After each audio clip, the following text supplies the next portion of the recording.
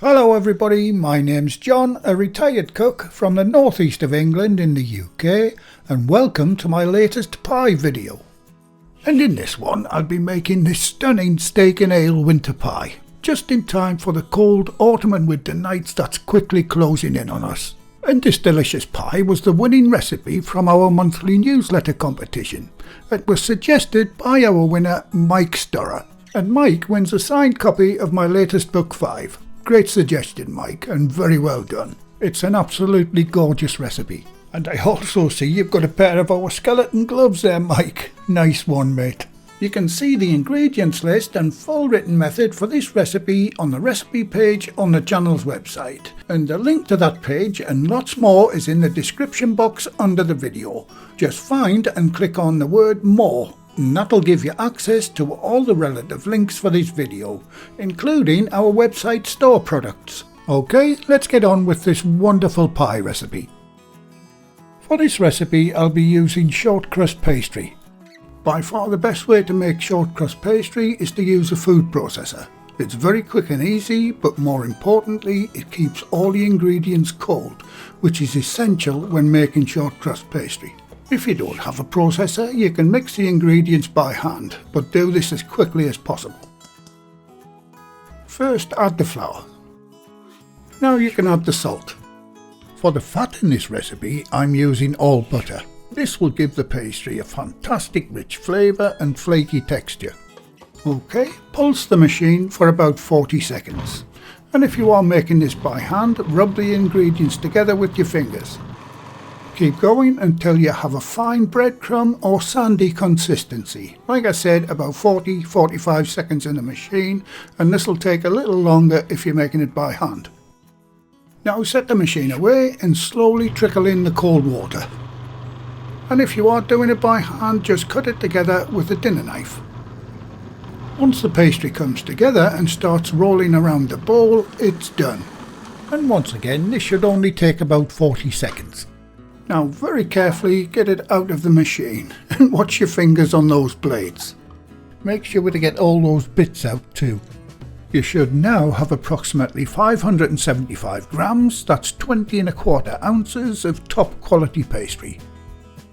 Now divide that into two pieces. 320 grams or 11.3 ounces for the base of the pie, and 255 grams, that's 9 ounces, for the lid of the pie. Form the two pieces into neat round puck shapes.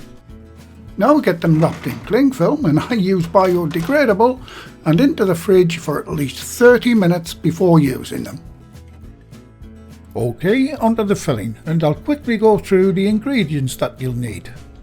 Starting with one medium-sized onion diced. Next is some diced carrots. Mushrooms of your choice, I'm using button mushrooms. For the herbs I'm using bay leaf, thyme and parsley, all tied up in a neat little bouquet garni. Salt and pepper to taste. About a tablespoon of tomato paste or puree. For the beef I'm simply using lean stewing or braising steak. You'll also need 250 millilitres of beef stock. If you don't have homemade, you can buy the beef stock. And here's a couple of examples. But to be brutally honest, they're so weak and expensive, I tend to just use a couple of beef stock cubes instead. Finally, the ale or beer. Go for a lighter amber ale for this recipe. Try to avoid strong stout beers. And if you prefer a stout beer, try my Guinness pie recipe instead. The link will be in the description. Okay, over to the stove. On a high heat, fry the meat in a couple of tablespoons of any cooking oil until it has some colour. Don't season the meat just yet, I'll do that later when the stock is in. Once brown, transfer the meat into a medium-sized pan that has a good fitting lid. In the same frying pan, fry off the onion and carrots in a tablespoon of cooking oil. Once the onions are soft, transfer those to the pan with the meat. Next, add a small nub of butter to the frying pan and fry off the mushrooms. Now mushrooms are a bit bland without seasoning, so I like to give those a good sprinkle of sea salt and a generous pinch of coarse ground black pepper. Once the mushrooms are soft, you can add those to the pan too. Right, get the saucepan onto a medium heat. Now you can add the beef stock. Time to add the ale or beer. And like I said earlier, try to use an amber ale if you can. And if you're concerned about the alcohol, simply use an alcohol-free beer. Next to go in is the tomato paste or tomato puree. Now give that a quick taste for seasoning, and it does need a little more salt and black pepper. Be very careful how much salt you use, especially if you've used stock cubes. Now you can add your little bouquet garni, made up of bay, thyme and parsley. Now get the lid on, turn the heat down and simmer for 1 hour. Right, that's 1 hour for me, probably only about 2 seconds for you. First thing to do is check the meat to see if it's tender. And mine is, it's absolutely perfect. We can now remove the herbs that have done their job. Right, time to thicken the filling. I like to use a couple of teaspoons of corn flour. You may know that as cornstarch mixed with a little water. Add a little at a time, it should thicken almost immediately. And that's it, your beautiful pie filling is done. Now get the lid on and let it completely cool. Now I like to make this the day before and refrigerate it overnight. And if you want to cool it quicker, just sit the pan in a sink of cold water for about 30 minutes. Right, on to rolling out the pastry. And this is the pie tin I'll be using in this recipe.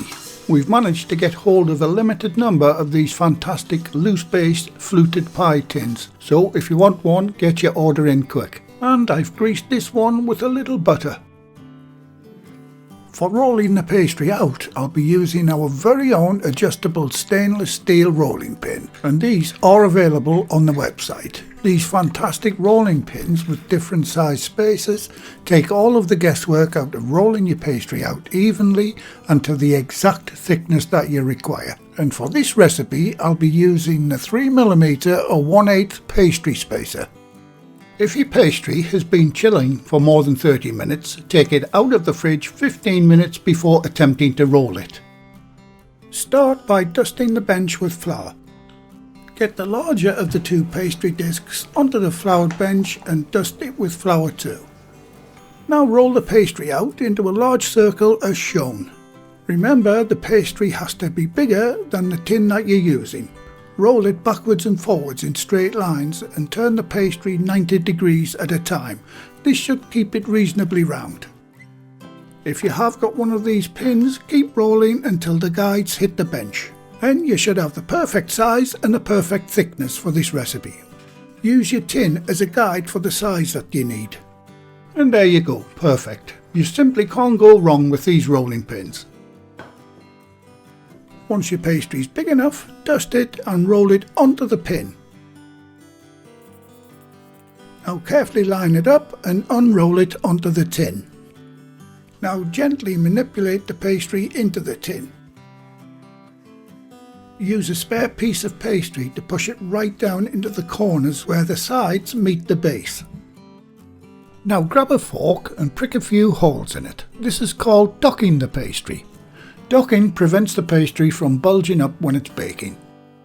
Once the pastry's in and you're happy with it, you can set it aside while you roll out the top pastry for the pie. Keep dusting the bench and the pastry as you go. And a very quick mention to the channel's Patreon, PayPal, Super Thanks and YouTube's new membership supporters.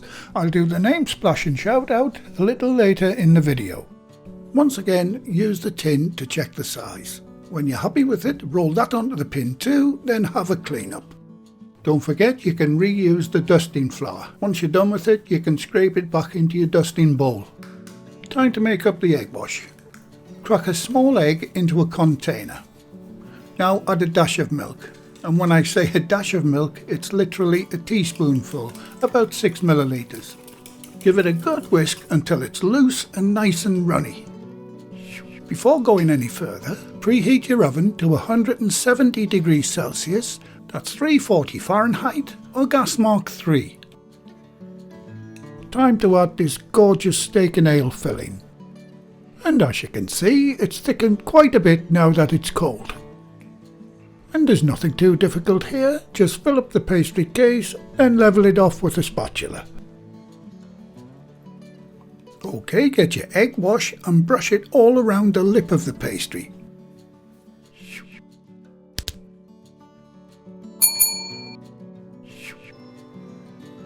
Now unroll the lid of the pastry over the filling.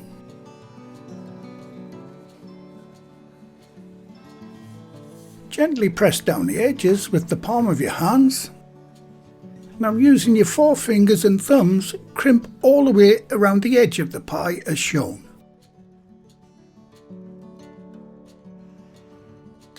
Once that's done, carefully trim the excess pastry off like so.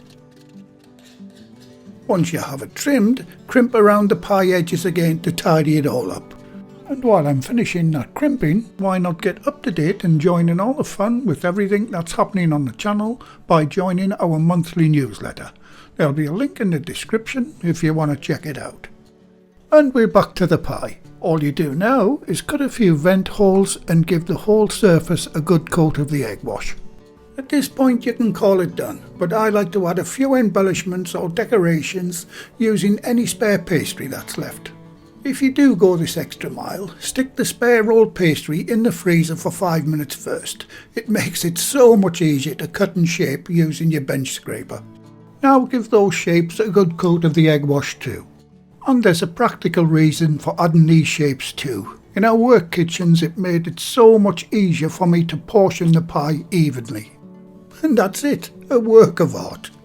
Okay, get the pie into the preheated oven, which you should have set to 170 degrees Celsius, that's 340 Fahrenheit or gas mark 3. Now set your timer for 50 minutes. With Christmas just around the corner, here's a quick word about my 5 recipe books. These carefully designed books, with most recipes linked to the corresponding recipe on video via QR codes, make fantastic presents. So, to avoid the holiday rush, get your orders in early. The link for the books and all of the other equipment I use in my recipes are in the description box under the video. And thanks in advance for supporting the channel, guys.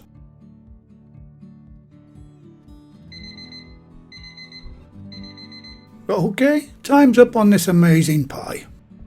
And it's looking tremendous. A fantastic golden brown colour, and it looks so appetising. And the aroma this thing is kicking out is mouth-watering.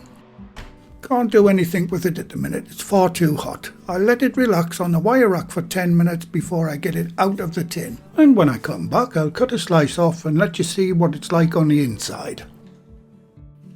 Right, it's been about 10 minutes and I just can't wait any longer. So I'll get it out of the tin. It's still pretty hot, but it's popped straight out the tin, no problem at all. Time to cut a slice off. And honestly, that steak and ale aroma is something else. And doesn't that look absolutely delicious? I'll just have a quick clean up and get a couple of shots for the thumbnail. Okay, time for a taste. Steak and ale really is a match made in heaven. An absolutely fantastic recipe for a cold winter's night. Pub grub at its very best. Oh my goodness, that is incredibly tasty. This one will definitely be a keeper recipe. And once again, I'd like to thank Mike for suggesting this incredible recipe. A massive thumbs up, mate. And as promised earlier in the video, here is the latest name splash and shout out list, including YouTube's brand new loyalty membership supporters. And they are Terence Gatton, Kelly Palmer, Jens K3250, Christian Renger, 8632, Lavinia Rawlinson and Trudy Sutling. Thanks very much, guys. I really do appreciate all that you do in supporting the channel. Well, thank you again for watching. Please like, share, comment and subscribe by hitting the circle above. If you do subscribe, activate the bell icon next to the subscribe button on my channel page. And by doing that, you'll be automatically notified every time I upload a new video. And in the meantime, here's a few of my other videos and playlists that you may want to watch. So, until the next time, be safe in your kitchen, and bye for now.